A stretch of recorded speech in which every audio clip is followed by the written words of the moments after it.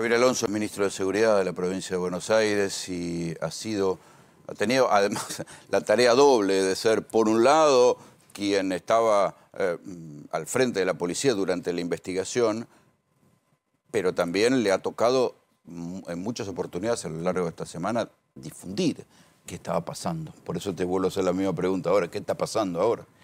¿Qué se sabe?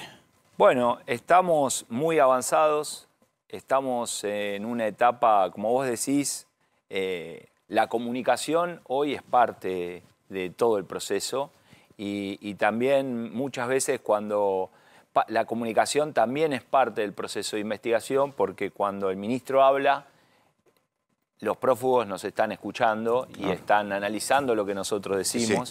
Sí. Y los que pueden saber algo y los puede salpicar también empiezan a hablar. Exactamente. Hay toda una comunidad que está pendiente de lo que está pasando. Hubo varios colegas tuyos, varios opinólogos, ¿no? Tuvimos muchas horas en vivo y se dijeron muchas cosas. Gente muy preocupada por lo que yo decía, lo que yo no decía. Y uno tiene que entender que la primera etapa de la investigación tiene que ver con la inteligencia criminal, que es todo lo que el territorio nos va diciendo, toda la información que nosotros obtenemos, que nos permite llegar al lugar de los hechos, que nos permite encontrarnos con los hechos y que después mucha de la gente que habla en esa fase de la inteligencia criminal se niega a declarar ante la justicia. Te voy a preguntar cosas puntuales que fueron quedando por ahí sueltas.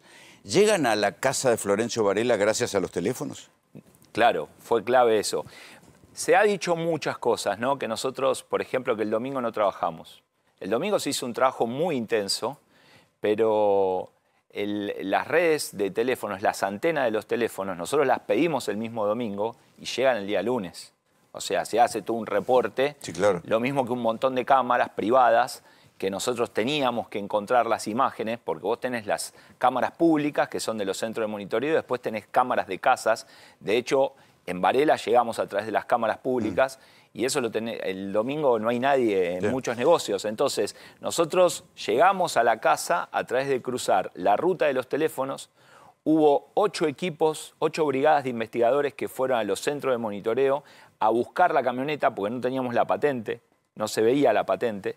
Era una camioneta muy particular, con unos signos particulares que lo pudimos encontrar y la patente la encontramos en el municipio de Lomas, en una cámara del municipio de Lomas del COM, y después, a partir de ya con la patente, fue más fácil con el anillo digital, vemos que entra en Varela y que no sale Varela, y a partir de ahí concentramos todas las brigadas en Varela los teléfonos te daban. Para encontrar con cámaras privadas. ¿Son de Varela estos muchachos?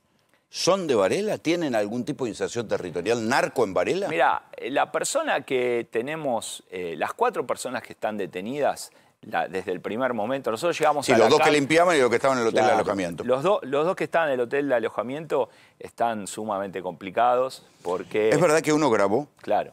¿Es verdad que uno es del pueblo de Pequeño J? La información que nosotros tenemos de inteligencia nos dice que esta persona es la que estaba desarrollando la red para instalarse en la zona sur, desde Capital, desembarcar en zona sur en Varela. El que grabó, que es el dueño de la casa. El de 28 años. Allí vivía una chica. Yara, de 19. Sí, no, Celeste. Celeste vivía allí. Vivía Celeste allí y hace 2 años se separa de su marido, conoce a esta persona y todos los vecinos del lugar lo que nos señalan hoy, después de lo que pasó, es que era gente rara la que iba ahí, dice, parecían fascinerosos, pero acá no se vendía droga. Claro. Entonces ese era un punto de encuentro. Nosotros creemos que desde ahí salían con mochilas a disputar puntos de venta ambulantes, con mochila vendiendo dosis. Fundamentalmente vendían Tusi, ellos. Tusi vendían. Es una nueva generación, ¿en serio entonces? Claro, sí, tanto en barracas como ahí ellos se especializaban en Tusi. Mirá. Que entiendo que, bueno, ese también era parte del vínculo con alguna de las chicas, tanto estas 3 como un montón de otras que se acercaron a nosotros. Porque cuando esto empieza a circular hay un montón de gente que se acerca y te empieza a dar información. Entonces, yo soy muy serio para hacer este trabajo, Rolando. Vos sabés, muchas veces hablábamos, yo no quiero salir a hablar, estoy poco en los medios. Creo que estoy en los medios cuando es necesario que esté en los medios. Pero ahora hay mucha angustia por esto. Por eso, vos fijate que yo salgo a hablar públicamente después de que le notificamos a las familias que encontramos los cuerpos, ¿sí? Y eso fue el día miércoles al mediodía en una conferencia de prensa. Y después, lamentablemente, se filtra el informe de la autopsia que decía lo que había pasado. Sí, sí. Y entonces allí a la noche amplío un poco mis declaraciones en algunas entrevistas para explicar un poco más por qué era tan atroz lo que había pasado. Y ya se estaba comentando todo eso que nosotros teníamos que poder explicar. Y el video es clave porque es parte de la motivación del homicidio. O sea, no es común lo que pasó. Y ya tenemos, hay muchos que están preocupados si el video existe o no existe. Lo tenemos certificado por mucha gente que no se conoce entre sí. El que lo grabó, para empezar a hablar. Sí, sí, pero más allá de los involucrados, otras personas que nos dicen que lo vieron. Entonces, ya tenemos 4 o 5 personas que nos dicen, ubicadas en diferentes lugares, que nos dicen que lo vieron. ¿Sí? Entonces, está bien, pero eso a esa documentado. persona, ¿a qué los convocaron a que vieran el video? Bueno, lo que pasa es que hay que entender que eso tiene que ver con la estructura que él quería crear. Primero, esto estaba todo hecho para que quede impune y Brenda, Morena y Lara iban a ser 3 desaparecidas más de la democracia. El objetivo era ese de ellos. Estaba todo hecho para que pase eso. ¿Es verdad que los túneles, los pozos ya estaban cavados para enterrarlos? Los pozos estaban cavados. Tenemos a la persona, tenemos detenida a la persona que cavó el pozo. Tenemos las palas que usaron. Entonces, nosotros hoy tenemos detenidas a las 4 personas principales, a la persona que iba en la la Fox, en la Volkswagen Fox, que cruzó a Villazón, Bolivia, y fue detenido en Bolivia porque había cruzado por un paso ilegal, que tiene una herida de mordedura en la mano. ¿Y cuál es la ubicación en la banda? Sotakuro se llama. Ese Sotakuro iba en la Fox como un auto de apoyo de la Tracker. Había un auto de apoyo de la Tracker. Que nosotros lo vimos desde el primer momento. Lo que pasa es que nosotros, el principal objetivo que teníamos, nosotros lo dijimos, nosotros estábamos trabajando con un protocolo, primero la búsqueda de paradero. Cuando nos damos cuenta del perfil y cuando vemos que la camioneta estaba adulterada, pasamos a un esquema de protocolo de secuestro. Claro. Y nosotros nos concentramos en las chicas. Si bien una línea de investigación siguió investigando a la Fox, nosotros teníamos que encontrar los cuerpos o a las chicas vivas. ¿Y este Sotakuro tiene antecedentes? ¿Tiene perfil de narco? ¿Qué se sabe? No sabemos mucho. Acá no tiene ningún antecedente. Acá en la Argentina no tenía antecedentes. Estaba con una mujer, él. Y había una tercera persona en el auto. Porque en las cámaras se ve una tercera persona. No obtuvimos la imagen. Los teléfonos nos hacen suponer que sería el otro muchacho que está con pedido de captura, el peladito que está con pedido de captura, Osorio, exactamente, gracias, ya se me confundieron los nombres. Osorio sería el otro que estaba en el auto, pero tanto Celeste como el otro peruano que está con Celeste, la pareja de Celeste, están muy complicados. Ya no por lo que digan o no, sino porque los teléfonos lo dan en la casa. Estaban hay un montón de pericias, en el lugar y en la escena del crimen. Claro, pero hay un montón de pericias tecnológicas que se fueron haciendo para poder concentrar esa información. Y después, cuando uno habla y dice lo que dice, también tiene que ver con gente que en la medida que nosotros vamos desenmascarando y le pisamos la sábana al fantasma, la gente estaba aterrada, le tiene muchísimo miedo a esta persona. Se ha dicho cualquier cosa. ¿Pero por qué, por ejemplo, digo, seguramente habrás hecho la misma pregunta, pero digo, yo hablé con los federales, y ninguno lo conocían. En la zona, en la Villa 1114 no lo conocían, ellos estaban en la 2124. En la 2124 tampoco los conocían. Bueno, pero evidentemente el búnker que tenía la 2124... Tenían un método no territorial de venta, vendían en otros lados. El búnker en la 2124 lo tomaron a sangre y fuego. Eso nos dicen a nosotros. O sea, eso fue un lugar que ellos usurparon. Ellos tenían una red de chicas. Tenía 2 salidas. Ellos tenían una red de chicas menores, entre 16 y 17 años, a las que contrataban, a las que les daban plata. También con toda una estética medio de la cultura del reggaetón y del hip hop. Hay como una mezcla rara de redes sociales. Sí, una nueva generación. Estamos frente a una nueva generación de narcos. Hay chicas que estuvieron con él, que nos señalan que, por ejemplo, iban a pasear y él iba adelante con la chica y atrás tenía a todos los perros que le decía él, que eran más jóvenes que lo seguían. Iba con toda una impronta que también se jugaba en algunas redes sociales y que ellos estaban imponiéndose con la venta de Tusi y querían ganar un espacio con la venta de Tusi. Con muchos vínculos con Perú. Otra con muchos droga, vínculos con Perú. Otros narcos, otra generación, otra droga. Sí, sí. Haber expuesto el nombre de él en su momento. Primero nosotros teníamos varios de los teléfonos que él usaba, los pudimos intervenir. Varios de los teléfonos tuvimos que intervenir.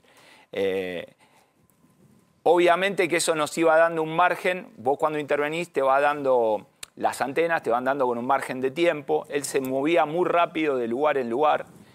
Tiene una red de casas muy importante, muchas en Capital. Hay uno que le dicen el departamento del Riachuelo, que hay muchas chicas que también hablaron del departamento del Riachuelo. O sea que hay muchas que lo conocen. Hay varias chicas que lo conocen. Hay varias chicas que podrían haber estado ese día en ese lugar y que por alguna razón no fueron. ¿Y él utilizaba a las chicas para vender en boliches? No, yo creo que era más, primero, como una cuestión afectiva, una cuestión de estatus, una cuestión de hacerse un nombre. Hay una cuestión como de cierta identidad, de construcción de una cierta identidad, que venía por el terrorismo. Es una persona que es sádica en su estructura. Lo que vamos recogiendo de lo que nos van diciendo, que es una persona terriblemente cruel, y que por otro lado generaba esta cuestión de estar con diferentes chicas, con boliches, mucho en la zona del Bajo Flores, estaba mucho en esa zona del Bajo Flores, estaba en diferentes lugares de los barrios a los que iba a comer y tratando de estar siempre en Varela y de imponerse en Varela. Él quería llegar a Varela. Si bien no tiene una red de comercialización en Varela fuerte, estaba haciendo todos los pasos para instalarse en ese lugar. Por eso esa persona que nosotros tenemos detenida sería una de las de más confianza. Sí, un capanga ahí. Después aparece, en la foto que vos mostraste, aparece un tío, aparece un primo, de quien también tenemos las identidades. ¿La podemos ver otra vez? Y ahora la justicia lo que tiene que hacer, pues también se dijo, escuché, había algunos periodistas preocupados porque creen que nosotros con inteligencia artificial conseguimos una alerta de Interpol, ¿no? O sea, la verdad que me causa gracia. Vos sabés lo que es la provincia de Buenos Aires. Para algún juez de garantía pida una captura internacional Interpol, ¿sabés la solidez que tiene que tener lo que vos presentás? Pero además te jugás tu puesto si haces esa pavada. No, pero no es el que hago yo. La captura yo no la tramito. La tramita un fiscal ante un juez de garantía. El juez de garantía la solicita. Hay toda una cuestión donde eso tiene que haber un nexo de causalidad, tiene que haber tiene que estar clara la identidad. Entonces, repasando. Eran narcos. Sí. Eran de otra generación. Sí. Esas transferencias, porque el tipo movía mucha guita si mandaba de a $100.000 para Perú. Bueno, eso nos va a Perú. permitir vincularnos con una estructura. Nosotros también, déjame decirte, que desde donde apareció la beta narco, enseguida nos comunicamos con Diego Iglesias, de la Procunar, que empezó a trabajar con los fiscales. Mirá, la verdad que esto es algo terrible que no tendría que haber pasado nunca. Pero pasó y nosotros tenemos que estar preparados para cuando pase esto.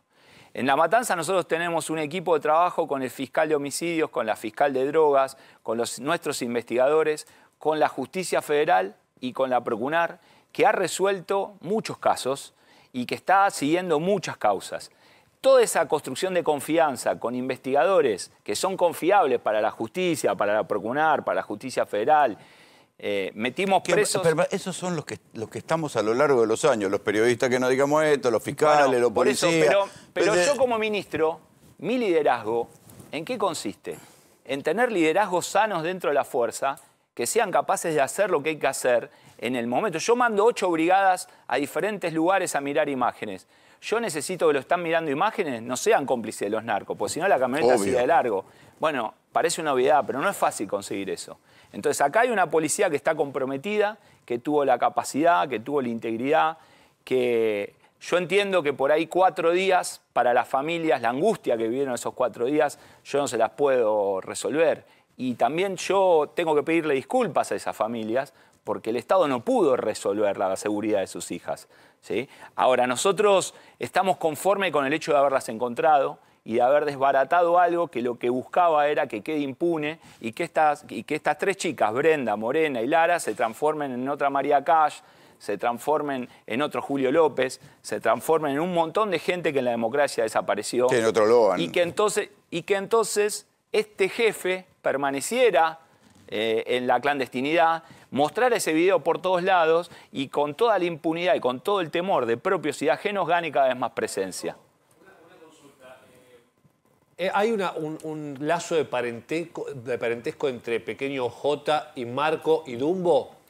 han detectado esto, se hablaba de que podría ser Aclaremos, sobrino y primo. Marco Estrada González, el legendario líder de la 1114, y Dumbo es el que había tomado el barrio Padre Mujica, ahí en Lugano. Que nosotros metimos presos, ¿sí? Sí. A Dumbo. Sí. Y que también, terriblemente cruel. Sí, claro. Bien, hay información de inteligencia, sobre todo inteligencia penitenciaria, que hablan de cierto parentesco de este muchacho con una mujer que alguna vez estuvo cerca de Marco Antonio. O sea que es una posibilidad.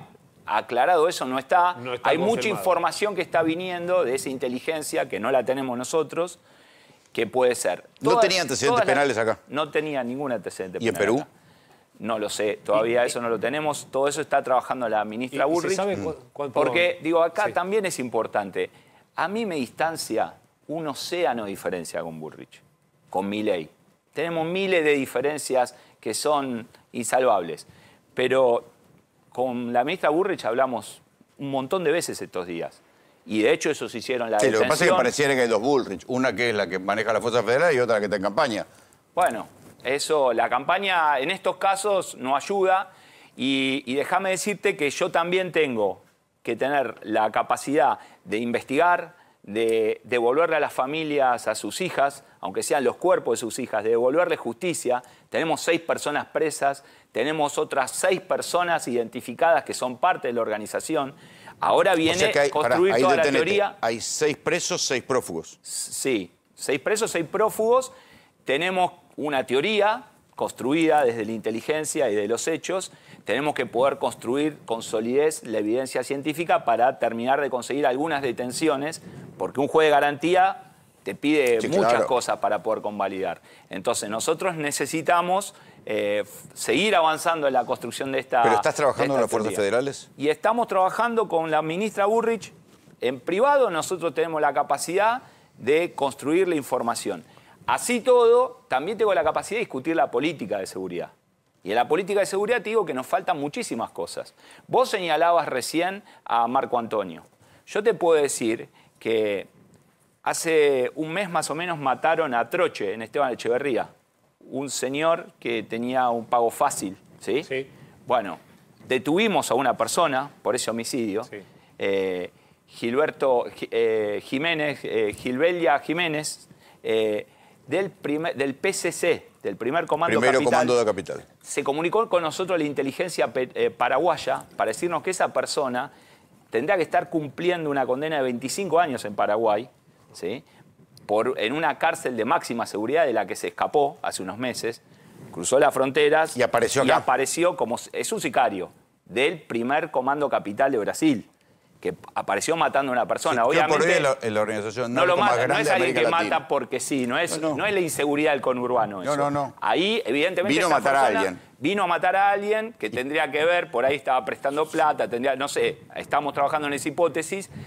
Pero Está yo bien, lo que pero digo hoy- es que nosotros no oíme. nos quedamos con el perejil que encontramos en el lugar. Hay que poner un ojo en las billeteras virtuales y en las oficinas esas, porque si Pequeño J movía guita por Mercado Pago y hacía transferencias a Perú, cualquiera de nosotros nos rompen los huevos por $1000 y estos tenían de cientos de miles de dólares. Bueno, yo por eso te digo- Lo mismo, matan a alguien de una oficina Yo creo que la ministra está siendo candidata, no sabemos si va a seguir en el ministerio o va a asumir el nuevo cargo en el caso de que sea electa. Yo creo que hay un problema grave con la seguridad que tiene que ver con el desfinanciamiento de la política de seguridad. ¿Sí? Vos sabés cuál es la situación, la cantidad de Sí, los efectivos federales están cobrando de menos que la policía de la ciudad. Sí, pero más allá de eso, es que no tienen patrulleros, que no tienen aviones, que la justicia federal se está impulsando la implementación del sistema acusatorio.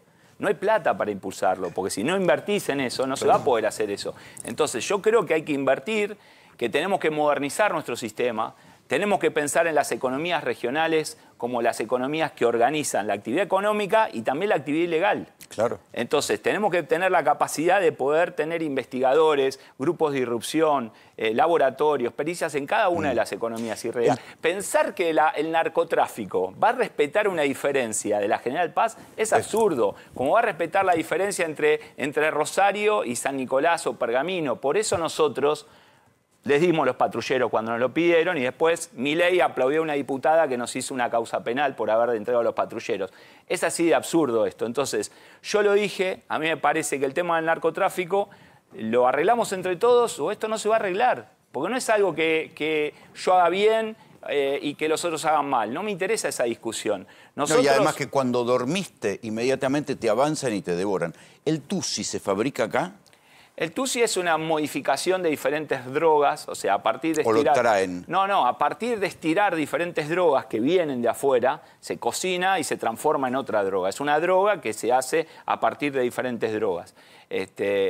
Hay que ver cómo trabajamos en la inteligencia. Mirá, hay un dicho siempre en estos temas, ¿no? Si vos seguís a la droga, llegás al consumidor. Si vos seguís a la plata, llegás al líder de la organización. Es verdad. Entonces, nosotros... Habría que ver a dónde estaba mandando la droga este pibito. Con el juez Culota, con Culota de Morón, ¿sí? De la Justicia Federal, Culota.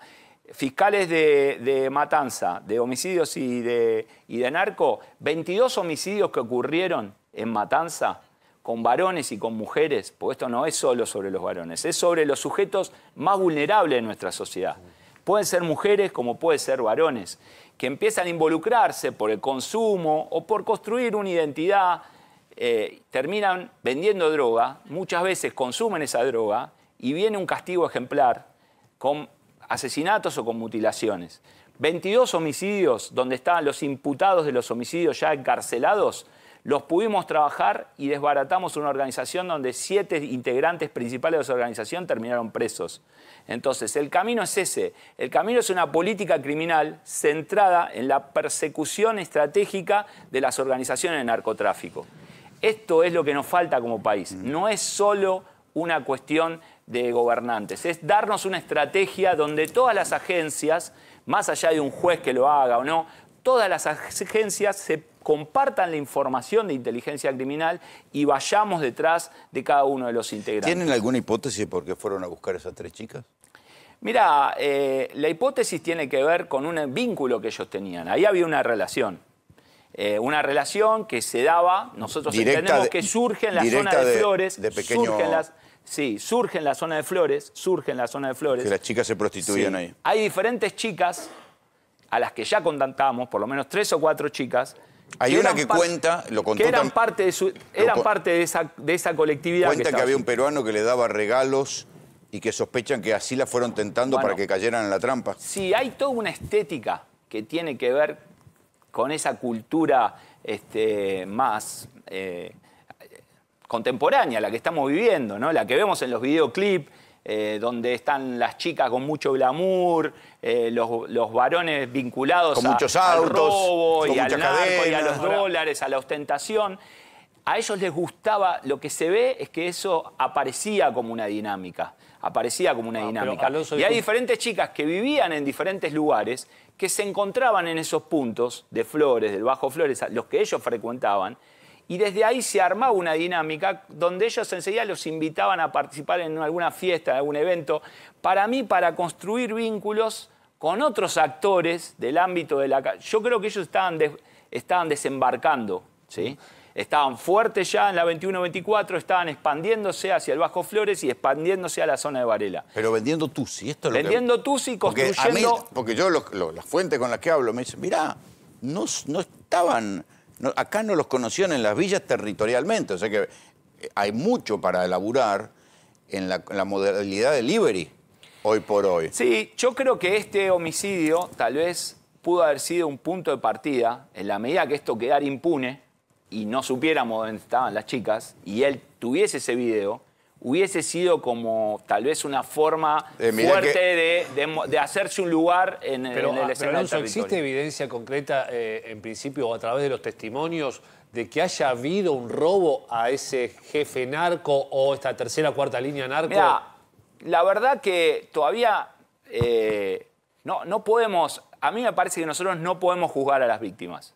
No corresponde, en este caso, no corresponde que nosotros juguemos. Nada de lo que pueden haber hecho estas 3 chicas de ninguna manera justifica todo lo que pasó. Entonces, ¿qué pudo haber pasado? Puede ser que hayan sacado algo. ¿Cuánto van a sacar también? Imagínate, son 3 pibas que no sé qué pueden haber hecho, pueden haberle sacado algo, ponele que Pero esa bien, puede ser entonces, puede ser que hayan dicho algo que no les gustó. También, que él ya se ha sentido, que quedó en ridículo o que quedó descolocado. No, pero lo sé. Supuestamente, según lo que ha trascendido en el video, habla, esto pasa a quienes me roban, y no es por no es por poner Esto le va a pasar víctima. a los que me roban. No quiere decir que haya pasado. Nadie dice, vos me robaste tal cosa y por eso te pasa esto. O sea, fue algo ejemplificador y él dijo eso. Eso lo dicen varios testimonios. Pero fundamentalmente, las otras personas con las que vamos entrevistando, que vieron ese video aparece llegado de la forma de decir, mirá de lo que es capaz de hacer este. Ojo con este, mirá de lo que es capaz de hacer. Le tenés que hacer caso. Lo que él dice es que hacer caso. Porque si no te pasa eso. ¿Se sabe algo? Nosotros tenemos una ventana de 4 días desde que matan a las chicas hasta que las encontramos. Una vez que las encontramos, ahí la organización se dispersa. Claro. ¿Sí? Por eso cuando llegan al búnker encuentran las raciones de comida, todavía Te digo una cosa más. plata envuelta. Te digo una cosa más. Una vez que nosotros llegamos al búnker, ¿sí? Encontramos un oficial que estuvo cerca de quedar electrocutado porque habían armado trampas. Ellos esperaban el allanamiento. Sí, mirá. Cortaron la luz de todo el lugar y pusieron cables en las barandas de las escaleras y todo. Electrificaron las escaleras. Mirá. Entonces, por eso te digo, no son personas normales. Son personas que rozan la patología del sadismo. Entonces, encontramos carcasas de iPhone, muchas carcasas de iPhone, teléfonos iPhone que estaban quemados, que estaban rotos. Encontramos rollitos de dinero de baja denominación de 100 pesos, de 500 pesos atados con banditas. Muchas raciones de comida. Los testimonios nos dicen que ahí vivían en un piso unas 50 personas. Era como un lugar que estaba creciendo como organización. Y que era gente que vendía en el barrio. Todos los vecinos con mucho miedo, todos los vecinos con pánico de lo que pasaba ahí. Nadie quería hablar, nadie miraba a la policía a los ojos. Y después, revisando las filmaciones, porque los policías, cuando empezamos a obtener el resto de información del resto de la banda, dice, yo a este lo vi. Y estuvieron en el allanamiento mirando de afuera como paisanos del barrio que estaban ahí, estaban mirando el resultado del allanamiento. Entonces, en la filmación del allanamiento... O sea que hay muchos que todavía están sueltos. Sí, por eso digo, nosotros tenemos una construcción de una red a la que vamos a seguir llegando y que no termina en eso que pasó ahí. Pero es un fenómeno que existe y que tenemos que abordar. Yo lamento, esto cayó en el medio de una campaña electoral muy importante. Nada de lo que yo estoy haciendo, y eso vos lo viste desde el primer momento, tiene que ver con una politización de esto, con sacar un rédito político de esto. Lo único que nos preocupa a nosotros es darle justicia a estas víctimas, es compensar en algo el dolor de las familias, ¿sí? Porque no les podemos devolver a sus hijas, y tenemos que poner en discusión algo que vos decías muy fuerte, ¿no? Hoy hay una desesperanza en los barrios, y hay unas generaciones... Lamentablemente hoy en la Argentina tenemos el doble de suicidios que de homicidios. ¿Sí? Estamos atravesando graves problemas de salud mental. Y cuando vos hablás con los jóvenes, nosotros hacemos mucho trabajo de prevención sociocomunitaria con las escuelas, hay 1.800 centros de revinculación de los pibes con las escuelas que se crearon, que buscan llegar a estos pibes, sobre todo cuando están en la edad primaria, ¿sí? Y cuando vos hablas con ellos y le preguntás cómo piensan un futuro mejor, es tener plata. ¿Y qué haces para tener plata? Y ser narco, ser prostituta, tener una cuenta de OnlyFans. Eso es lo que aparece como una expectativa. Bueno, entonces, también algún día hay que pensar en el OnlyFans como una especie de idealización de la prostitución. Bueno, ¿viste? Por eso yo lo que digo es que es más complejo que la violencia contra las mujeres, que existe, que existió, que se vio. Pero es solo un elemento de eso. Esto es mucho más complejo. Nosotros necesitamos generar trabajo. Esta es la discusión. Generar una perspectiva, un horizonte en los pibes para que tengan algo por lo que valga la pena vivir. Sí, porque Javier, cuando vemos a estas chicas, porque no son estas 3, ya encontramos por lo menos 4 más que eran parte de esto. ¿Y por qué se acercan? Porque hay alguien con plata, hay alguien... Porque también están pensando una vida mejor también, no necesariamente tenga que ver con una sexualización de su cuerpo y una cuestión. Tiene que ver con acercarse a algo. Y lo que vemos es que eso es algo que está muy generalizado. Entonces hay una cultura también. Y lo que nosotros tenemos que hacer y discutir es cómo construimos una cohesión comunitaria. Y eso se hace con la intervención del Estado. A nosotros el Gobierno Nacional, a la provincia de Buenos Aires, el Gobierno Nacional nos quitó aproximadamente 11.000 millones de dólares. El Fondo de Seguridad, sí. No, el Fondo de Seguridad son 700 millones de dólares. En total nos sacaron 11.000 millones de dólares. Ese es el ajuste terrible y arbitrario que decidió Milei sobre la provincia de Buenos Aires, que afecta a la obra pública. Hoy el gobierno de la provincia le da de comer a 5 millones de personas por día. Si esa comida no estuviera en cada uno de los barrios, explotaría el conurbano. Entonces el gobernador está siendo muy responsable y estamos sosteniendo un ajuste del gobierno nacional que es inaudito, pero eso no alcanza para la retracción que hubo del gobierno nacional. Tenemos que construir y la cultura experiencia en los América barrios. Latina es clara. Lugar que cede el Estado lo ocupan los narcos. Sí, Javi. Ministro, hace un ratito usted daba una respuesta, le decía a Rolando lo difícil que es encontrar personal policial que cuando ve una sospecha de camioneta, algo narco, avise a las autoridades, a sus superiores. Teniendo en cuenta la experiencia en Rosario, con las purgas en la policía santafesina, muchas veces con purgas que incluían a los jefes de narcotráfico, ¿cuál es su experiencia en la policía de la provincia de Buenos Aires? Porque a la vista, como observador, muchas veces se tiene el prejuicio de que sin policía cómplice no puede haber narcotráfico en la provincia, particularmente en el conurbano. Mirá, el narcotráfico existe en toda América Latina, existe en cada una de las ciudades de América Latina. La ciudad el país donde se vende más cocaína del mundo es en Estados Unidos. ¿Sí? Es muy difícil combatir el narcotráfico. Y yo también te puedo decir que lamentablemente hay policías desleales que nosotros con asuntos internos metemos preso por cuestiones vinculadas al narcotráfico o porque están vinculados a alguna organización que realiza entraderas o que se queda con plata que no corresponde. Yo creo que nuestra policía hoy, en términos institucionales y sistémicos, tiene un fuerte compromiso con nuestra estrategia de la persecución criminal de las bandas. Y así lo demuestra. Vos sabés lo que era cuando llegamos. Había todo lo del oeste, todos los líderes de narco del oeste que tenían pedido captura estaban todos sueltos. Los metimos a todos presos, le dimos la información a Bullrich, los puso a todos en aislamiento. Estamos desbaratando todas estas organizaciones que surgen. Por supuesto que donde vos metés preso un líder narco, surgen las capas medias y empiezan a combatir para ver qué pasó los otros días en San Martín. Metimos presa en Independencia a la banda de la que se llamaba La Gorda Laura, que así se hacía llamar ella, que era una mujer con una organización muy importante, con auto de alta gama. Los metimos a todos presos. A los 20 días hubo disparos otra vez entre los mandos medios para ver quién se quedaba con ese territorio. Y eso tiene que ver con ocupación. Ahora, eso solo la policía no lo va a resolver.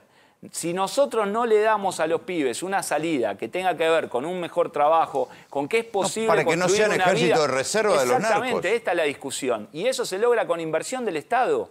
Con inversión del Estado, con producción de una cultura de apego a la ley, con la construcción de un horizonte de que sirva ir a la escuela, porque si vas a la escuela y creces, vas a tener un trabajo que te permita vivir. Y esto tiene que ver con producir trabajo. Pero esto es un problema que es de toda nuestra región de América Latina. Ahora, déjame decirte dos cosas más. El vaso medio lleno. Nuestro país es el país con menos homicidio de América Latina. Y esto lo tenemos que valorar. Yo lo discutí en la campaña en provincia, cuando decíamos que era un baño de sangre. Le digo, no mientan, porque tenemos un logro. No somos lo peor, somos lo mejor de América Latina. Incluso mejor que Chile y que Uruguay, que siempre estuvieron mejor que nosotros. ¿Por qué? Porque esta violencia no entra. Entonces yo creo que necesitamos un presidente que invierta en seguridad, necesitamos una estrategia de persecución criminal del narcotráfico y necesitamos un Estado presente que tanto a las mujeres como a los varones, sobre todo a los jóvenes, les dé un proyecto, les dé la posibilidad de construir un proyecto basado en el cuidado de los unos a los otros. Esto es lo más importante. Gracias por venir. Gracias a vos, Rolando. Gracias.